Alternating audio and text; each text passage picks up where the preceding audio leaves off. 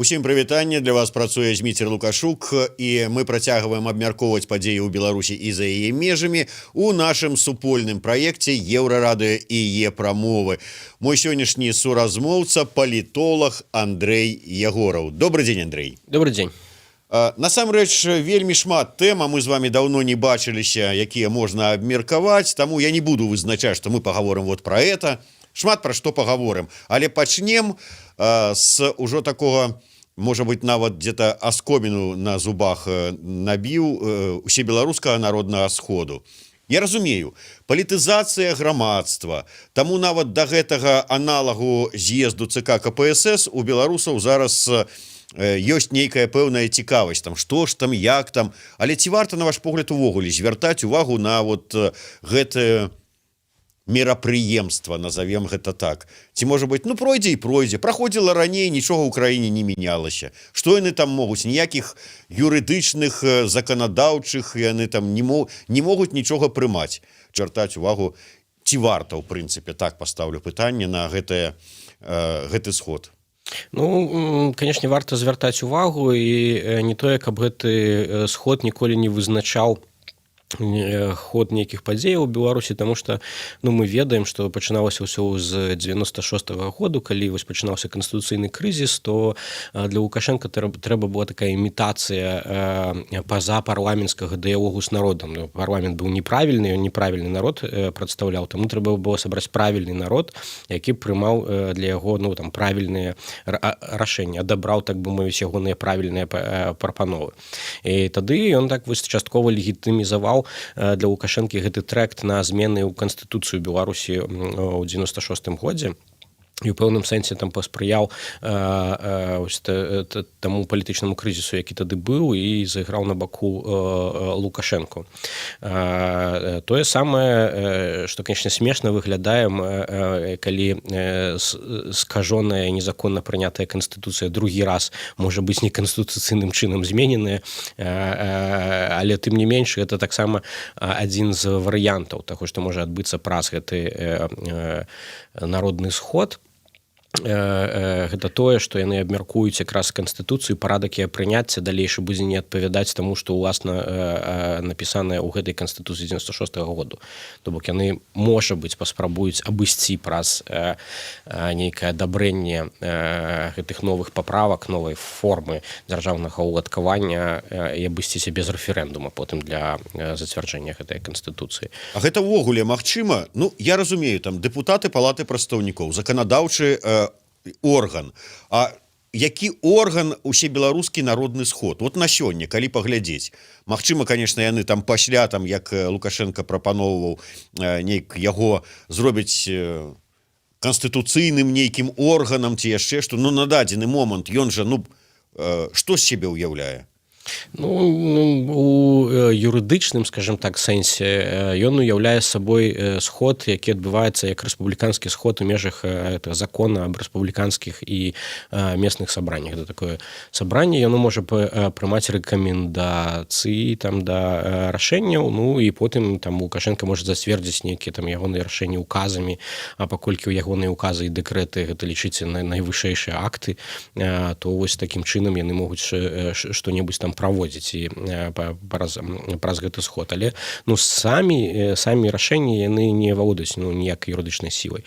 А ў палітычным сэнсе гэта, канешне, імітацыя. То бок, што яны робяць у палітычным сэнсе праз гэты сход, яны адцягваюць увагу беларусаў ад рэальнага палітычнага крызісу і рэальнай магчымасці ягонага вырашэння праз дыялог, і пераводзяць увагу на гэтыя імітацыйныя формы гэтага дыялогу і на размовы пра Канстытуцыю ці нейкую праграму развіцця жыцця Беларусі до 25-го году, то бок хочуць, каб людзі займаліся не рэальнымі праблемамі, а глядзелі вось гэтую фікцыю палітычнага вырашэння палітычнага крызісу.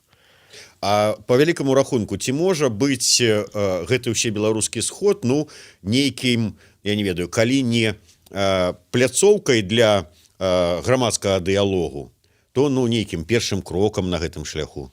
Ну, ён, канешне, мог бы быць такім крокам, каб склад удзельнікаў фармаваўся з удзелам альтэрнатыўных палітычных сілаў, каб там была нейкая рэальная рэпрэзентацыя людзей, каб яны былі ўцягнутыя ў працэс фармавання парадку дня гэтага сходу.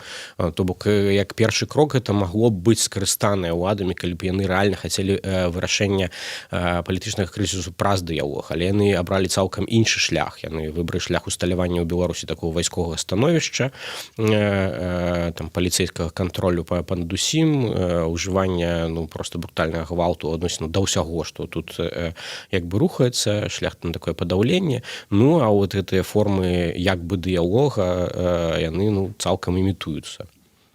Глядзіце, вот калі чалавеку, які, у прынцыпе, то можа быць глыбока не сочыць за сітуацыяй, пакажуць спісы удзельнікаў гэтага сходу 2700 чалавек і скажуць, паглядзіце, хто яны, кім яны працуюць, і там табе і фанаршчык з Брэста, і доктар, і загадчыца дзецкага садку, і нейкая прыбіральшчыца, і той, і сёй, і прадстаўнікі і працоўнага класу, і непрацоўнага. Кажуць, вось, калі ласка, рэпрэзентаваныя ўсе слаі беларускага грамадства. Але што там не так? Працэс фармавання, тому што гэтыя людзі адбіраюцца па прызнаку лаяльнасці. І мы бачым, і што цікава ў гэты раз, яны нават спісы хаваюць людзей, якія высоўваюць, і людзі на мясцовым узроўні, напрыклад, прыходзяць там у выканкамы, ці там у мясцовыя саветы дэпутатаў і спрабуюць дазнацца, а хто ж ад іх горада вылучыўся ў якасці дэлегатаў. І ім не кажуць, там не даюць ніякіх спісаў, кажуць, што гэта зацвярджаецца на абласным узроўні, і ім не пакажуць. Яны хаваюць гэтых людзей да сённяшняга часу. То бок працэдура не толькі гэта не высоўванне на нейкіх сабраннях, там працоўных калектываў, там, дзе людзі абмяркоўваюць, хто гэта будзе, ніякай імітацыі нават дэмакратыі там няма. Гэта проста селекцыя пэўных людзей па прызнаку лаяльнасці, і туды, з таго невялікага масіву інфармацыі, які мы ведаем, патрапляюць там дэпутаты, якія ўжо там пацвердзілі сваю лаяльнасць. Гэта кіраўнікі розных дзяржаўных установаў ці супрацоўнікі там вертыкалі, лаяльныя да іх бюджэтнікі, там нейкія старшыні выбарчых камісіяў, якія фальсіфікавалі выбары, таксама там ёсць. То бок гэта выключна лаяльныя людзі. Вось з гэтым праблема, да, што яны як бы сімулююць рэпрэзентацыю, але ў рэальнасці гэта ніякая не рэпрэзентацыя, гэта цалкам адбор людзей па прынцыпу лаяльнасці. Сапраўды, калі-то па вялікаму рахунку паглядзець глыбей, тут я казаў пра гэту рэпрэзентацыю, там і рабочыя з заводаў, і прадпрыемстваў, і розныя там настаўнікі ды медыкі, але калі паглядзець людзей глыбей, то акажацца, што пераважная большасць гэтых людзей гэта дэпутаты мясцовых саветаў. Так. Вот як Мінгарсавет наш, які сабраўся і вырашыў сам для сябе, што мы ўсе сябе вылучаем поўным складам дэлегатамі усебеларускага народнага сходу. Хто іх вылучаў? Ці могуць яны узяць дэпутата таго ж самага Мінгарсавета і самі сябе вылучыць, фактычна прызначыць дэлегатамі сходу? Вось, бачыце, атрымоўваецца, што могуць, але тут яшчэ трэба паглядзець на тое, хто такія гэтыя дэпутаты мясцовых саветаў. Гэта зноў-такі не абраныя людзьмі людзі. Гэта зноў-такі такія ж самыя сімулятыўныя выбары мясцовыя былі, дзе там прайшлі лаяльныя людзі. Это там адбор з кола лаяльных найбольш лаяльных, так бы мовіць. Это двухузроўневы адбор лаяльнасці, які адбыўся зараз. Таму тут, калі б гэта зноў-такі былі нармальныя мясцовыя саветы, якія рэальна былі абраны, прэзентавалі этой мясцовай супольнасці ў Беларусі, то яшчэ б куды не ішло. А вось у такім выглядзе, як гэта функцыянуе ў Беларусі, дзе проста няма мясцовага самакіравання, няма мясцовых выбараў, то і тут гэта ніяк не спрацоўвае у тым сэнсе, што гэтыя людзі кагосьці сапраўды прадстаўляюць. І што і якім чынам можна і ці варта ўвогуле нешта супрацьпастаўляць гэтаму сходу раз і якім чынам можна абараніцца ад тых рэкамендацыйных рашэнняў, якія там могуць прыняць увогуле, калі яны там раптам скажуць, што а давайте мы вот рэкамендуем прэзідэнту змяніць Канстытуцыю сваім указам без правядзення рэферэндума. І ён скажа: «Дзякуй вам за давер». Вот як можна гэтаму супрацьстаяць?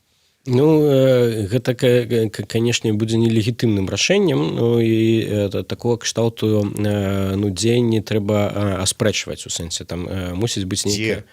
В беларускім судзе? У беларускім судзе мы не можам. У нас не функцыянуе ніякая сістэма не уладная ў сэнсе рэпрэзентацыю, няма легітымнасці. То бок у нас нелегітымны прэзідэнт склікае нелегітымны сход, на якім будуць прыняты нелегітымныя рашэнні, якія могуць потым быць зацверджаны тым самым нелегітымным прэзідэнтам. То бок у нас няма зараз гэтай нармальнай структуры легітымнасці даверу да гэтай улады, якая сёння існуе. Адпаведна, усе гэтыя органы, яны таксама не з'яўляюцца органамі, якія могуць прымаць законныя рашэнні. Адпаведна, суды, ўсё астатняе пад вялікім пытаннем у Беларусі. Ну і там правовы дэфолт, якім там любяць звычайна азначаць сітуацыю у Беларусі, адзін з яе аспектаў, гэта наша рэальнасць жыцця. Супрацьпастаўляць гэтаму трэба сапраўды грамадскі рух, які накіраваны на вырашэнне таго крызісу, які ёсць. І, канешне, вось такой спробай з'яўляецца вось эта ініцыятыва «Сход», якая высунула група незалежных людзей з IT-сферы, такая прапанавала яе для ўсіх, яна адкрытая платформа, і гэта спроба зноў-такі пабудовы рэальнага грамадскага дыялогу, таму што платформа адкрытая для людзей з любымі перакананнямі, у тым ліку людзей, якія падтрымліваюць існы дзеючы рэжым. Асабіста вы падтрымліваеце вось гэтую ініцыятыву? Я маю на ўвазе платформу «Сход». Так, я яе падтрымліваю. Мне падаецца, што гэта вельмі важная і яна патрапляе ў час. То бок, як альтэрнатыва штосьці грамадства мусіла высунуць. Вось з'явілася гэтая платформа «Сход», і яна ў пэўным сэнсе распаралельвае грамадскую увагу паміж беларускім народным сходам, і вось рэальным сходам прадстаўнікоў, якія могуць быць сапраўды там дэмакратычна абраныя людзьмі. Не ў сэнсе поўнай рэпрэзентацыі, але гэта ўсё ж такі будуць дэлегаты, якія абапіраюцца на тых людзей, якія давяраюць ім нейкім чынам свой голас. Канешне, гэта ніякі не парламент, ніякі не аналогія нейкаму дзяржаўнаму органу, але легітымнасць вось гэтага сходу, яна значна большая проста за кошт працэдуры фармавання і дэлегавання, чым у беларускага народнага сходу. І там можна паспрабаваць такі абмеркаваць важныя для краіны пытанні, якія перш за ўсё, з майго пункту гледжання, тычацца палітычнага крызісу. Все ж таки, вот я читал обмеркование такой у экспертнай суполцы, і самае галоўнае першае пытанне гэта все ж таки навошта патрэбны гэты сход, навошта ввогуле такім чынам рэагаваць, адказваць на нейкія дзеянні ўлады? Ці можа быць лепей прыдумаць нешта сваё арыгінальнае, а тут ідзе вот улады сказалі гэта, а мы рэагуем. Тут я упэўнены ў тым, што у Беларусі нам патрэбны дыялог паміж рознымі групамі грамадства. І ў гэтым супрацьстаянні, якое ідзе паміж уладамі і беларускім грамадствам, грамадству неабходна мець свае формы арганізацыі дыялога. Вось такі сход, гэта не толькі рэагаванне нейкім чынам, але гэта вымушаная наша неабходнасць, дзе нам трэба абмяркоўваць як грамадству важныя для краіны пытанні. Калі мы адсунутыя ад магчымасці скарыстацца парламенцкімі формамі ці ўсебеларускім народным сходам, як такой пляцоўкай, нам усё роўна патрэбна свая пляцоўка, дзе мы б маглі абмяркоўваць абмяркоўваць пытанні тым ліку актуальнай сітуацыі, як нам рухацца да зменаў той сітуацыі ў краіне, да? Як нам вырашаць гэтыя пытанні. І тут гэта важна, што гэта адбываецца, і гэта адбываецца ў Беларусі, і беларусы гэта арганізуюць. Калі хочаце, ў пэўным сэнсе гэта такае ўзмацненне трэку на усталяванне альтэрнатыўных формаў governance, там, да, не кіравання ў правым сэнсе, але нейкай структуры альтэрнатыўнага прыняцця рашэнняў важных для ўсёй краіны. Важны, цікавы аргумент, але, скажем так, чаму неабходна была новая пляцоўка, а чаму, скажем, пляцоўка коаардынацыйнага савета не могла стаць пляцоўкай для абмеркавання важных праблемаў? Могла стаць, просто коаардынацыйны савет зноў-такі гэта сфармаваная структура, то бок яна зноў-такі не мела, калі фармаваўся коаардынацыйны савет, гэта не было там наўпроставае дэлегаванне людзей, то есть людзі вылучаліся, была група ад Ціханаўскай, якая адбірала людзей, гэта так і працягвае быць, і таму там шмат было заўвагаў адносна неабранасці гэтых людзей, того, што коаардынацыйны савет не прадстаўляе людзей, але тым не менш коаардынацыйны савет мог працаваць у гэтым кірунку, мог узмацняць сваю легітымнасць, ён гэта рабіў, але з майго пункту гледжання коаардынацыйны савет завіс у пэўным стане такой нерашучасці, то бок у коаардынацыйнага савету праблемы больш звязаныя з ягонымі амбіцыямі на палітычную суб'ектнасць, палітычнае лідарства. Да? І вось разгром прэзідыуму гэта тая праблема, якую коаардынацыйны савет так і не вырашыў, і гэта спыняе актыўнасць ягоных дзеянняў. А сход у гэтым сэнсе гэта проста зноў-такі пляцоўка, дзе мы можам любыя сілы могуць там вылучаць сваіх прадстаўнікоў і ўдзельнічаць у абмеркаванні важнага. І зноў-такі мне падаецца, што вось сход адным з такіх ідэяў, якая, мне падаецца, можа быць рэалізаваная праз гэты сход, гэта, скажем так, прыцягванне да адказнасці альтэрнатыўных лідараў. Да, што сход, як сход прадстаўнікоў, можа мець дастаткова легітымнасці, каб спытаць з народнага антыкрызіснага кіравання офісу Ціханаўскай, коаардынацыйнага савету, урэшце рэшт, што вы прапануеце далей, да? Якая ваша стратэгія дзеянняў, што вы, як тыя, хто аб'явіў сабе лідарамі, у гэтым працэсе робіце, каб перамены адбываліся, што ўрэшце рэшт у сітуацыі усталявання гэтага вайсковага становішча мусіць быць зроблена далей, як нам, групам, падтрымаць і рэагаваць на гэтыя працэсы. Але вы мусіце нешта аб'явіць, і гэта не можа быць проста аб'яўленне чарговага маршу ці там заклік да працягу пратэсту ў розных формах. Да? І вось такія людзі, яны, у прынцыпе, будуць мець дастаткова вагі, каб спытаць з любога альтэрнатыўнай структуры пра парадак дзеянняў, што ўрэшце робіцца і будзе рабіцца. Цікавае пытанне задае наш слухач. Ён звяртае ўвагу, што вы кажаце пра легітымнасць дэлегатаў сходу ці абраннікаў на сход. Легітымнасць лічыцца больш важным, чым абарона тых, хто зарэгістрыруецца ў сходзе, бо там усё празрыста з усімі звесткамі тым, хто рэгіструецца. І сапраўды, мы бачым, як прэсуюць зараз сябраў коаардынацыйнай рады.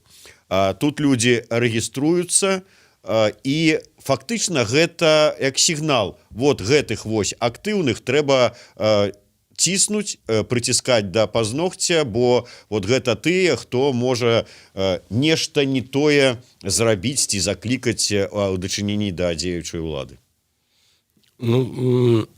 Рэальнасць нашага жыцця пры сітуацыі надзвычайнага вайсковага становішча ў тым, што мы знаходзімся пад рэпрэсіямі за любое актыўнае дзеянне і выказванне, якое ёсць. І кожны чалавек, урэшце рэшт, вырашае гэта для сябе. Гэта такі экзістэнцыйны выбар. вы кажаце, што вы як бы лічыце справядлівым казаць, вы дзейнічаеце публічна, пераадольваючы свой страх і разумеючы тое, што вы можете быць пакараныя за любое дзеянне. І гэта тычыцца, ну, як бы ўсіх там экспертаў, якія што-небудзь такое кажуць, там журналістаў, як бы звычайных людзей і так далей. Гэта, ну, тое, што так як бы адбываецца. І таму чалавек кожны раз вырашае гэта для сябе. І так гэта рызыка, і ў гэтым сэнсе ўдзел у сходзе гэта тая самая рызыка. Што можна сказаць у падтрымку, ну, скажем, вот такого кшталту дзеяння і тое, што, ну, не заўсёды гэта прыводзіць да непазбежных там рэпрэсіяў, гэта пашыраны склад каардынацыйнага савету. То бок пашыраны склад гэта публічныя людзі, іхнія звесткі ёсць на сайце каардынацыйных саветаў. Калі ласка, 5000 як бы людзей, усе зноў-такі сябры асноўнага складу, гэта як бы людзі, якія публічна абвесцілі, што яны вось уваходзяць у каардынацыйны савет і дзейнічаюць. І рэпрэсіі тычыліся некаторых з іх, але не ўсіх. Там не ўсе яны за кратамі, не ўсе яны там паралізаваныя, яны працягваюць дзейнічаць. І так, ну, сітуацыя такая, што альбо мы дзейнічаем ва ўмовах рэпрэсіях і пад ціскам, як бы, альбо мы сыходзім, ну, такія партызанскія формы дзеянняў. І тут, ну, кожны абірае на тое, што ён можа пайсці ці не можа пайсці з усёй адказнасці. Што арганізатары сходу спрабуюць зрабіць гэта, ну, максімальна зрабіць усё ад іх залежнае, каб забяспечыць, ну, нейкія гаранты бяспекі для гэтых людзей. Але, натуральна, у нашай сітуацыі мы разумеем, што, ну, ўсё роўна гэтыя рэпрэсіі могуць прыйсці да кожнага з удзельнікаў сходу. Ну, вось ваш адказ нашаму гледачу не спадабаўся, скажем шчыра, і ён кажа, што параўноўвае пляцоўку сход у такім выпадку з дэанонам усіх актывістаў. Ну, вот дэанон усіх актывістаў з майго пункту гледжання альбо ўжо адбыўся, і ўвогуле мне цікава, вот хто прыдумаў гэтае слово дэанон, да? Вот калі я быў дэананімізаваны, да? Я быў дэананімізаваны ў 99-м годзе, калі я прыйшоў як бы у праваабарончы цэнтр «Вясна», там, калі я стаў як бы публічна казаць як эксперт пра што-небудзь, калі я ствараў кампанію «Свежы ветер», там, да, ці калі я далучыўся да каардынацыйнага складу савету, ці калі я ўвайду зараз у сход. Вот для мяне этот дэанон як бы, ну, не касаецца. А каго ён як бы тычыцца? Тых людзей, якія прыйшлі ў актыўную дзейнасць і не сталі публічнымі да сённяшняга часу, якія не ўваходзяць у 5000 чалавек, якія ўвайшлі ў пашыраны склад каардынацыйнага савету. Хто дэананімізуюць? Калі людзі баяцца гэтага дэанону, ну, тады, ну, натуральна, што яны не пайдуць туды. Яны узважваюць рызыкі і бачаць, што рызыка іхняй публічнасці, ну, большая, чым яны могуць сабе дазволіць. А для кагосьці гэта як бы тое, на што яны могуць вырашыцца. Вось я ведаю, напрыклад, групы людзей, якія былі ўцягнутыя у рух на прадпрыемствах беларускіх, страйкамаўскі рух, прафкамаўскі рух. Вот яны кажуць, што ну а што нам дэанон там, да? Мы і так дэананімізаваны ўжо, мы как бы кагосьці нас звольнілі, хтосьці там працуе, мы публічна пра гэта заяўлялі. І тут мы, ну, это ніяк не парушае как бы той стан, у якім мы і так знаходзімся. Таму, ну, зноў-такі, кожны сам для сябе вырашае. Да, кожны сам для сябе вырашае, ці выходзіць вечарам у краму за хлебам, таму што вечарам жа ж праходзяць розныя дваравыя акцыі, а вы за хлебам тут. І здэаноняць вас, што вы не баіцеся вечарам выходзіць з хаты. Іншае пытанне ў тым, што вось вы сказалі пра тое, прыняць нейкія рашэнні на сходзе. Вось дэлегаты ўжо альтэрнатыўнага сходу, народнага, сапраўды народнага, прымаюць нейкае рашэнне. І што? Ну да, яны могуць выставіць нейкую прэтэнзію Латушку. Сказаць, ну-ка, Латушка, што ты апроч чарговага марша можаш яшчэ прапанаваць, а ён, дарэчы, вось прапаноўвае ізноўку абмеркаваць новы нейкі варыянт маршу. Сколько ж можна? Вот это яны могуць. А што вот больш грунтоўнае? Вот прынялі рашэнне, напрыклад, што мы не згодныя з тым, што усе беларускі народны сход, да прыкладу, дазволіў Лукашэнку сваім указам уносіць змены ў Канстытуцыю. Ну, не згодныя, што далей? Вот вы так вельмі лёгка адносіцеся да таго, што як бы гэты сход можа паставіць пытанне перад альтэрнатыўнымі структурамі. Я не лёгка адношусь, я вас правакую. А я думаю, што гэта вот вельмі важна, што сёння грамадства і сённяшняя там сітуацыя ў адрозненні ад жніўня, яна заключаецца ў тым, што ў нас ёсць ужо арганізаваныя групы і супольнасці. Да? І гэтыя арганізаваныя групы і супольнасці, рэпрэзентуючы там пэўную колькасць як бы людзей, яны мусяць мець важную там сувязь і как бы пэўны давер да структуры лідараў, тому што гэта ўрэшце рэшт калектыўнае дзеянне. Мы разам, мы не можам справіцца з гэтай палітычнай сітуацыяй без палітычных лідараў, як бы самі палітычныя лідары мусяць мець давер да нас, мы мусім мець давер да палітычных лідараў. Выбудоўванне гэтага даверу это адзін з вось неабходных момантаў развіцця грамадска-палітычнага руху у Беларусі. І таму ось пастаноўка такіх пытаннях, як бы вырашэннях гэтых пытанняў праз сход можа быць там пэўным крокам да развіцця агульнага руху ў сэнсе выбудовы гэтага давера.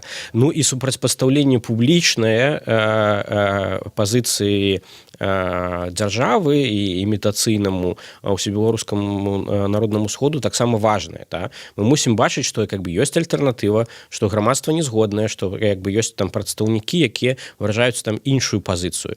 Тым больш, калі вось гэтыя прадстаўнікі, што можа быць вельмі цікавым феноменам самога схода, яны прадстаўляюць не толькі удзельнікаў пратэстнага руху, не толькі апазіцыю, да, што там з'явяцца людзі, якія з'яўляюцца хаця б умеранымі прыхільнікамі дзеючай улады. І гэта будзе такая вот пэўная дэмакратычная пляцоўка ў сэнсе размовы і прадстаўніцтва розных групаў там. Що ж таки вось гэтая сітуацыя, калі вядома, хто рэгіструецца, усе яго, так бы мовіць, звесткі, яна не вельмі падабаецца нашым гледачам. Вось той жа, хто казаў пра Дэанон, піша з поўнай павагай, але трэба думаць пра людзей. Яго падтрымлівае Александрам. З такім падыходам наўрад ці набярэцца дастатковая колькасць жадаючых рэгістравацца дэлегатам. Гэта на 100% крымінальны артыкул і арышт. Не, я-то разумею, што... гэта не на 100% крымінальны артыкул і арышт адразу, таму што, зноў-такі, у нас ёсць координацыйны совет, як бы ёсць пашыраны склад координацыйнага совета. Это не 100% арышт. Натуральна, такая рызыка ёсць, усе мы разумеем. Калі казаць пра тое, што у сітуацыі правовага дэфолта што заўгодна можа адбыцца, там людзей за пікетаванне на гаўбцах арыштоўваць па 23-34, ці там прыцягваюць пікетаванне за тое, што яны ў інтэрнэце там што-небудзь размесцілі. Тое самае можа быць і тут, да?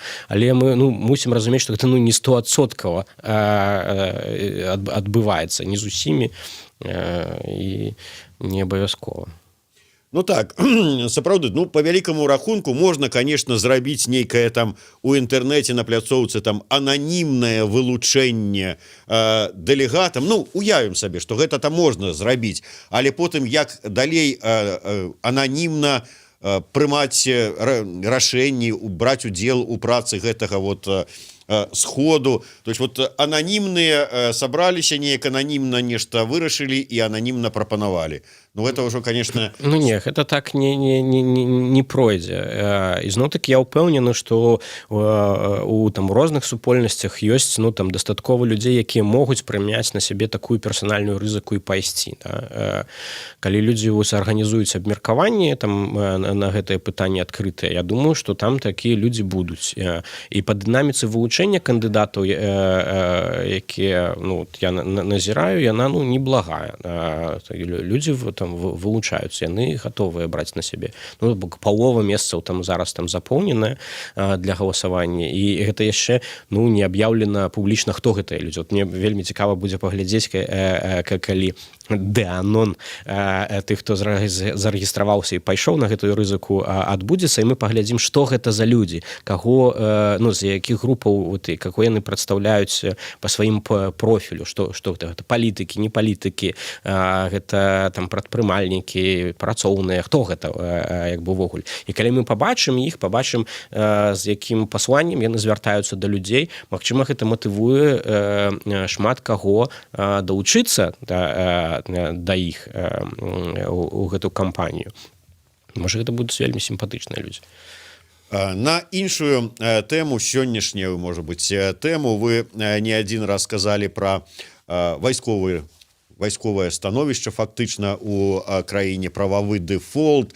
Мы ўжо абмеркавалі і фактычна, зразумелі пэўнае пра на тое, што ўяўляе сабой рэжым, калі праслухалі запісы там тэлефонных размоваў там як рыхтаваліся ехаць лентачкі збіраць, бяручы з сабой масандру, там іншыя пэўныя перамовы. І вось свежае, чалавек з голасам падобным да голаса Карпенкова абмяркоўвае і стварэнне ледзь не канцэнтрацыйных лагероў для, як ён казаў, там востракапытных і забойства Тарайкоўскага.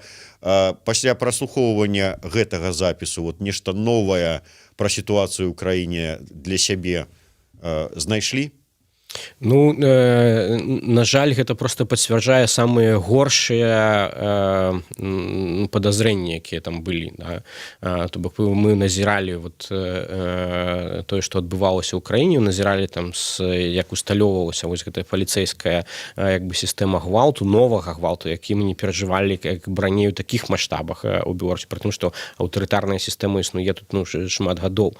І зараз гэта новы віток, так бы мовіць, развіцця гэтага беларускага аўтарытарызму. І пра магчымыя канцэнтрацыйныя лагеры, спецыяльныя месцы ўтрымання новыя, людзі казалі яшчэ пры затрыманнях у жніўні, там такія падазрэнні там хадзілі. Мы пацвярджаем, тут атрымоўваем такое пацвярджэнне гэтаму. То бок, што гэта была там сітуацыя, на якую яны свядома як бы ішлі, там рыхтавалі, там рабілі.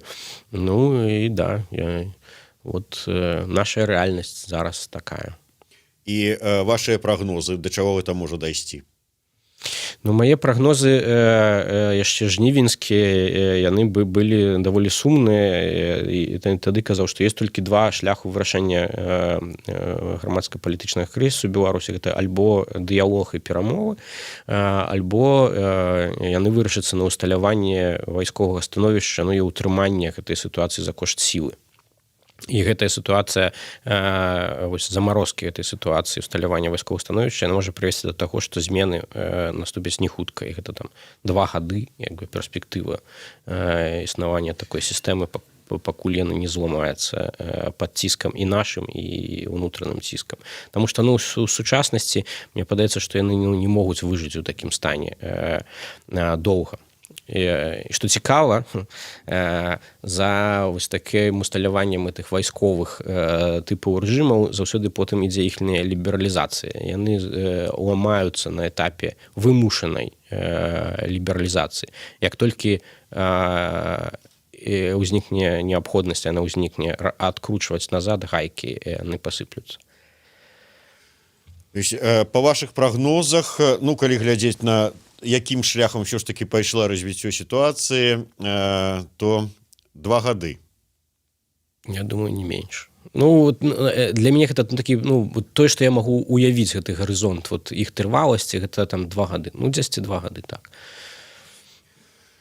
Да, колькі людзей, праўда, за гэтыя 2 гады будуць рэпрэсаваныя, пакараныя, з'едуць з краіны. З'едуць краіны, магчыма, будуць забітыя. Так, это рэальнасць. Ну і калі вось сур'ёзна, мы не можам сур'ёзна не ставіцца да таго, што яны ў гэтым відэа там кажуць пра зброю, якую пра летальную зброю, пра тое, што траўматычная зброя, якая яны закупілі ў Расіі на блізкім расстаянні, гэта тая самая летальная зброя, яны гатовыя ўжываць эту зброю.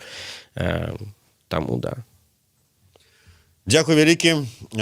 Ну, нягледзячы на тое, што вельмі такі песімістычны прагноз, але тым не менш. Андрэй Ягораў, Зміцер Лукашук у сумесным праекце Еўрарадыё і Е-прамовы. Слухайце і глядзіце нас.